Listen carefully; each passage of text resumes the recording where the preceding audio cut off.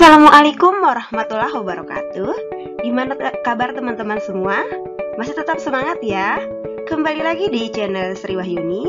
Nah, kali ini kita akan membahas materi listrik dinamis bagian kedua, yaitu tentang kuat arus listrik dan hukum Kirchhoff. Apa itu kuat arus listrik? Kuat arus listrik adalah banyaknya muatan yang mengalir pada penghantar tiap detik. Sehingga secara matematis kita bisa menulis I sama dengan Q per T, di mana I adalah kuat arus listrik, satuannya ampere, kemudian Q adalah muatan, satuannya coulomb, dan T adalah waktu, satuannya sekon. Nah, 1 ampere itu sama dengan 1 coulomb per sekon, di mana 1 ampere ini kita didefinisikan sebagai muatan listrik sebesar 1 coulomb yang mengalir dalam penghantar selama 1 sekon. Pada rangkaian listrik tertutup, biasanya pembawa muatan listrik adalah elektron, sehingga besarnya muatan bisa juga ditentukan oleh jumlah elektron. Sehingga secara matematis kita bisa menuliskan Q sama dengan N dikali E.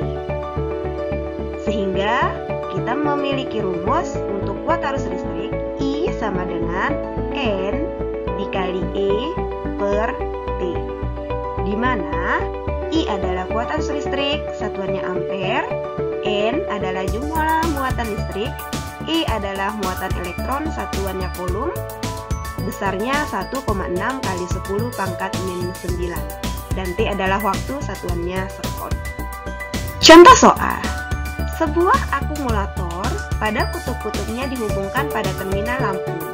Jika kuat arus yang mengalir pada lampu 0,5 ampere dan lampu dinyalakan selama 2 menit, berapakah muatan listrik yang telah melewati lampu? Nah, teman-teman, untuk menjawab soal seperti ini, seperti biasa, kita tentukan dulu ya apa-apa saja yang diketahui di soal. Nah, yang pertama di sini ada kuat arus yang mengalir, yaitu 0,5 ampere selama 2 menit. Kalau selama 2 menit berarti ini adalah waktu. Jadi jika kita tulis diketahui apa teman-teman? Tadi ya, kuat arus listrik. Simbolnya adalah benar, I ya. I sama dengan 0,5 ampere. Ya. Kemudian selama 2 menit, berarti itu adalah ya benar, waktu. Simbolnya adalah T. Waktunya 2 menit. Nah, karena ini masih dalam menit, sementara nanti kita pakainya sekon ya, maka kita rubah dulu. 2 menit sama dengan 120 sekon. Ya, benar teman-teman. Nah, apa yang ditanyakan? Yang ditanyakan di sini adalah berapa muatan listrik. Berarti yang ditanyakan adalah iya benar, Q-nya. Q berapa? Nah, kita punya rumus. Masih ingat rumusnya teman-teman? Ya, rumusnya adalah banyak arus yang mengalir pada suatu rangkaian sama dengan banyak muatan tiap detik atau Q per T. Sehingga kita bisa menulis untuk mencari Q sama dengan ya benar teman-teman, I dikali T, kuat arus dikali waktu.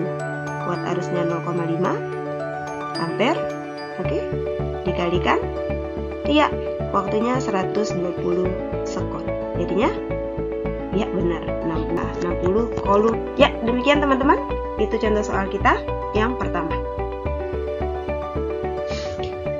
Berikutnya, untuk mengukur kuat arus listrik, biasa kita menggunakan alat yang kita sebut sebagai ampere meter. Jadi model alatnya seperti ini ya teman-teman. Nah, ini adalah ampere meter. Nah, ini ya ampere meter dengan bagian-bagiannya. Pemasangan dari ampere meter ini dalam rangkaian listrik itu harus secara seri seperti ini teman-teman.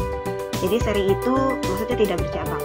Jadi di sini ada sumber tegangan, kemudian di sini akan mengalir arus masuk ke dalam ampermeter dan terukur di sini berapa besar arus listrik yang mengalir. Oke. Cara membaca ampermeter. Nah, sebelum kita mengetahui cara membaca ampermeter, kita harus mengetahui dulu bagian-bagian penting dari ampermeter. Nah, yang pertama di sini ada yang kita sebut sebagai skala maksimum. Skala maksimum itu artinya skala yang paling besar ya di sini dari semua skala. Nah, ada dua skala maksimum. Di sini dua-duanya bisa kita pakai, tapi kita pilih salah satu saja ya. Ada yang 50 dan ada yang 100. Nah, bedanya di mana teman-teman? Bedanya ada skala maksimum 100, nilai per satu garis kecilnya itu adalah 2. Kemudian pada skala maksimum 50, satu garis kecilnya itu kita hitung 1. Nah, berikutnya adalah skala yang ditunjuk jarum. Ini jarumnya, berarti di sini adalah skala yang ditunjuk jarum di sini ya. Berikutnya ada yang kita sebut sebagai skala batas ukur. Ini adalah skala batas ukur ya. Nah, kebetulan di sini yang menjadi skalanya itu adalah di 1 ampere. Jadi batas ukur yang kita gunakan nanti itu adalah 1 ampere. Berikutnya di sini ada tombol yang kita sebut sebagai tombol kalibrasi. Jadi seperti namanya, ini jika nanti di awal sebelum kita melakukan pengukuran, kita harus memastikan jarum ini tepat di 0, tepat di garis 0. Jika dia tidak 0, maka kita bisa memutar tombol kalibrasi agar jarumnya itu menunjukkan angka 0.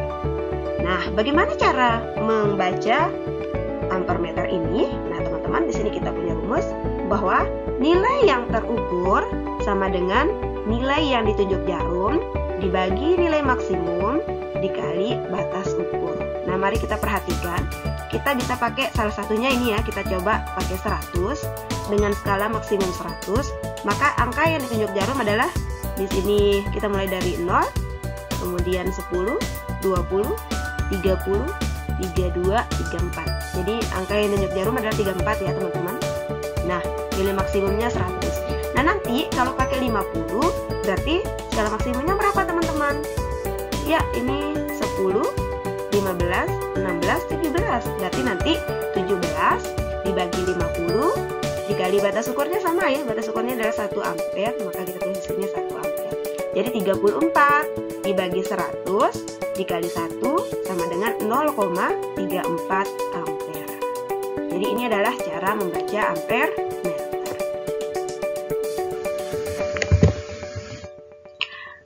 Berikutnya kita akan membahas tentang hukum 1 Kirchhoff. Pada rangkaian seri seperti ini.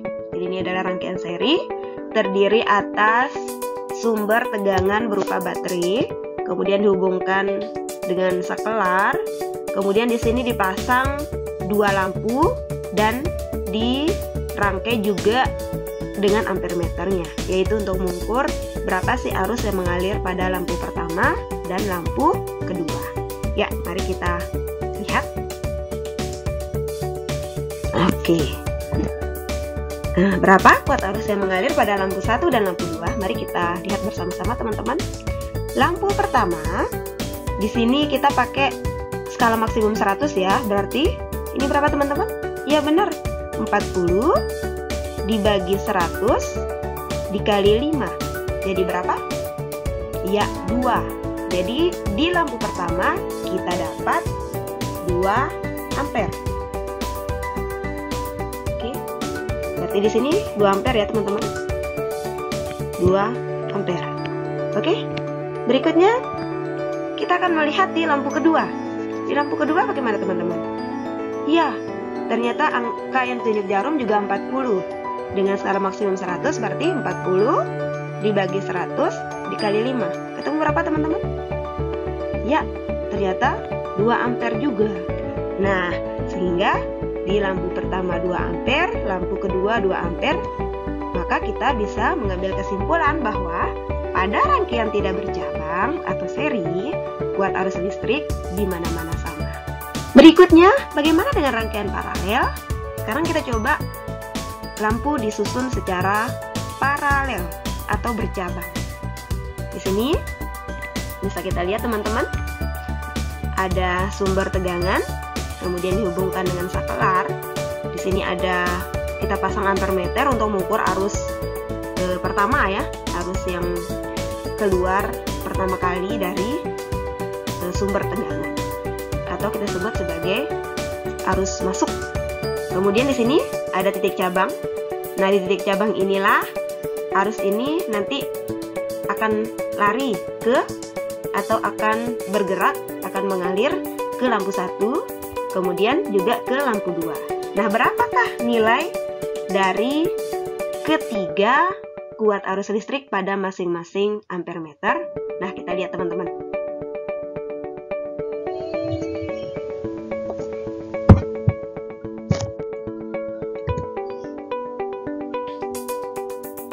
Apakah ketiga ampermeter menunjukkan angka yang sama?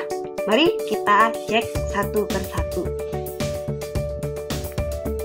Pada ampermeter pertama, kita bisa lihat ini teman-teman, angka yang ditunjuk jarum adalah 40, skala maksimum 100, kemudian batas ukur 5. Berarti 40 dibagi 100 dikali 5. Berarti di sini kita ketemu berapa teman-teman? Ya, benar. Di sini ada 2 ampere. Ini 2 ampere ya teman-teman. Baik, sekarang kita perhatikan di ampermeter pada lampu kedua. Di sini ya teman-teman. Di sini 20 angka yang ditunjuk jarum dibagi skala maksimum 100 dikali batas ukur 5. Berarti 20 dibagi 100 dikali 5. Ketemunya ya benar, 1 ampere. Ya teman-teman. Di sini ada 1 ampere. Oke, 1 ampere. Nah, bagaimana dengan lampu 2? Di lampu 2 juga ternyata sama ya. Angka yang ditunjuk jarum 20 dibagi 100 dikali 5 sama dengan ya benar 1 ampere. Nah, sekarang coba kita perhatikan teman-teman. Ketika arus yang pertama kali di sini ternyata besar arusnya tadi itu adalah 2 ampere. Nah, setelah masuk titik cabang di sini, apa yang akan terjadi? Ternyata arusnya terbagi ya ke lampu 1 dan lampu 2. Berapa jumlah arus pada lampu 1 dan lampu 2? Nah, jika dijumlahkan di lampu 1 1 ampere, di lampu 2 juga 1 ampere. Jadi 1 ampere ditambah 1 ampere sama dengan 2 ampere. Nah, sehingga kita bisa menyimpulkan bahwa pada rangkaian bercabang atau paralel, jumlah kuat arus listrik yang masuk pada titik cabang sama dengan jumlah kuat arus yang keluar dari titik cabang. Secara matematis atau secara sederhana kita bisa menyimpulkan bahwa jumlah arus masuk sama dengan jumlah arus keluar. Inilah yang kita sebut sebagai hukum Kirchhoff yang pertama. Besar atau jumlah arus masuk sama dengan besar atau jumlah kuat arus yang keluar dari titik cabang. Di sini tadi ya teman-teman, 2 ampere masuk, kemudian bagi keluarnya 1 ampere ditambah 1 ampere, jadi 2 ampere. Besar arus masuk sama dengan besar arus keluar. Nah, untuk lebih memahami tentang hukum Kirchhoff, mari kita lihat contoh soal berikut. Contoh soal pertama, hitung besar kuat arus pada gambar berikut.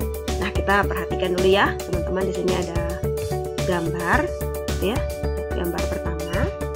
Di sini kita bisa melihat ini adalah titik cabangnya yang di tengah. Sekarang kita perhatikan arah tanda panahnya, mana arus yang masuk dan mana arus yang keluar. Mari kita perhatikan di 4 ampere. Di sini teman-teman bisa kita lihat arah panahnya ke dalam, berarti ini adalah arus masuk ya teman-teman.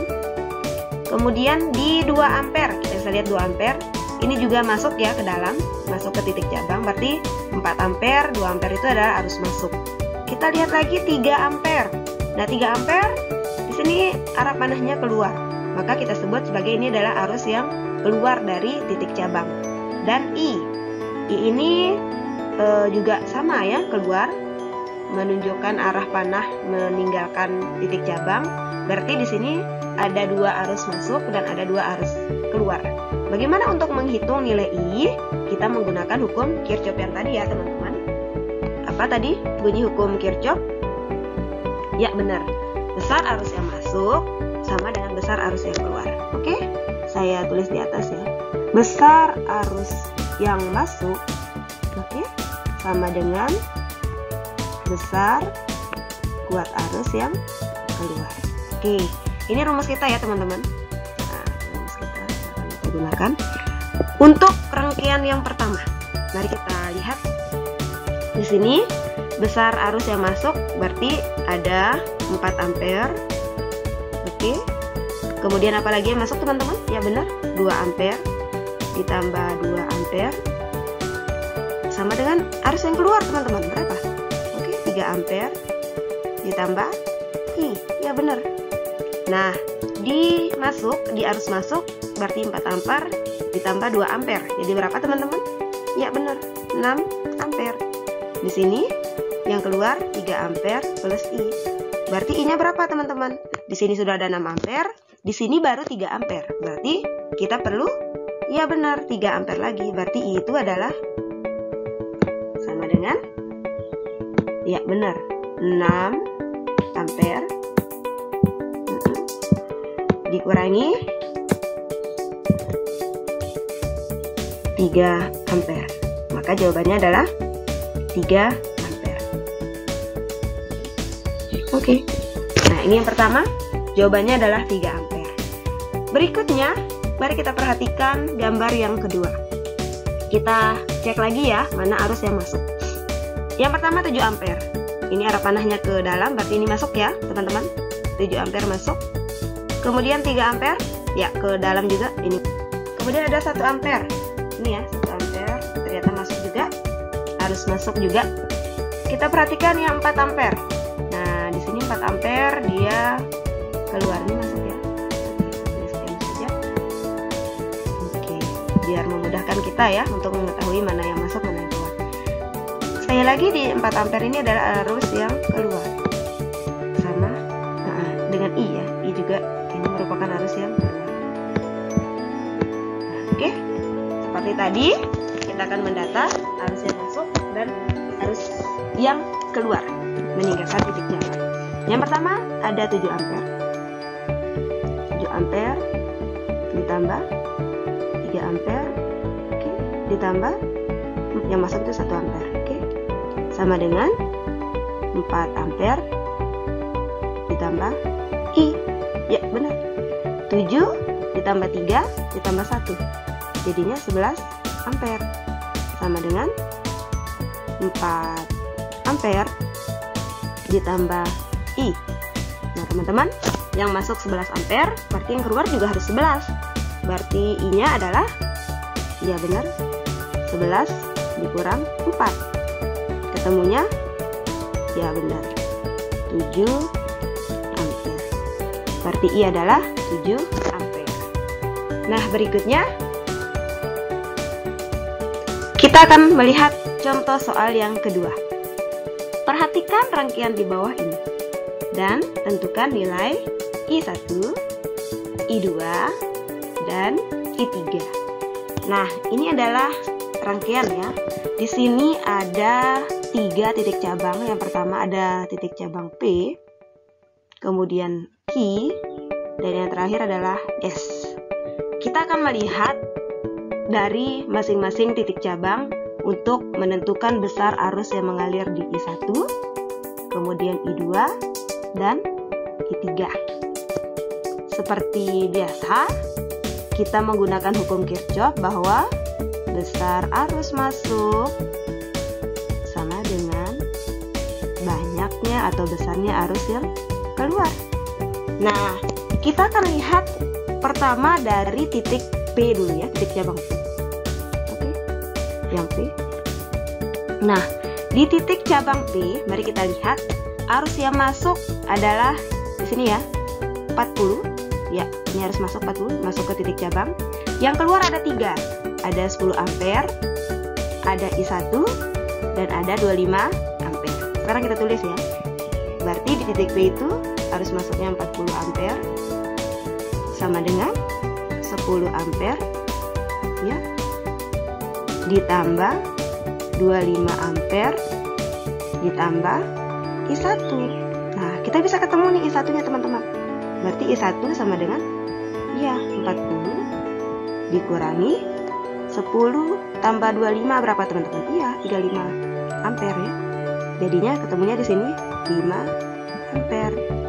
Oke, kita sudah dapatkan untuk I1-nya adalah 5 ampere. 5 ampere. Nah, berikutnya kita lihat di titik Q di sini ya, teman-teman. Di sini ya, titik Q. Di titik Q apa saja arus yang masuk?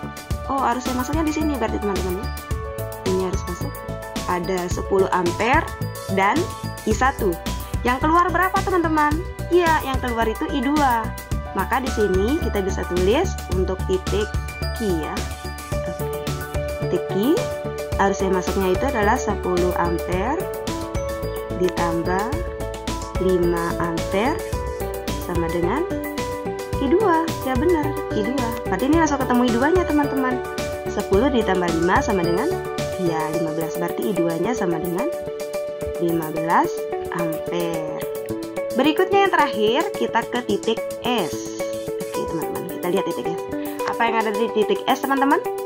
Arus masuk yang pertama I2 ya. Kemudian dari sini juga 1, ini 2. Kemudian di sini. Berarti ini mengalir yang 25 ini ya teman-teman, mengalir ke sini 25 ampere. Berarti arus masuk itu adalah ya benar I2 ditambah 25 ampere sama dengan yang keluar apa teman-teman? Iya, yang keluar I3. Sehingga kita bisa dapatkan I3 nya. I2 nya nilainya tadi berapa teman-teman?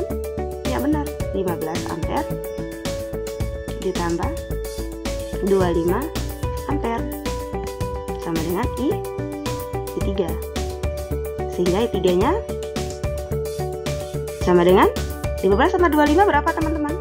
Ya benar, 40 ampere.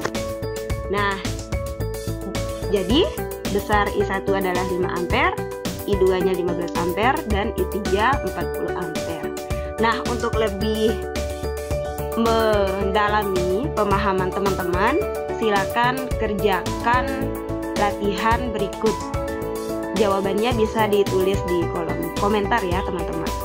Tentukan arus I1 sampai I6 gitu ya pada rangkaian ini. Kemudian yang kedua juga menentukan arus I1 sampai I4. Jika I1 berbanding I2 sama dengan 1:4 dan I3 berbanding I4 1:3. Nah, demikian pembahasan kita untuk listrik dinamis bagian kedua, yaitu kuat arus listrik dan hukum Kirchhoff. Nah, silakan teman-teman tonton video berikutnya untuk materi di listrik dinamis bagian ketiga dan seterusnya.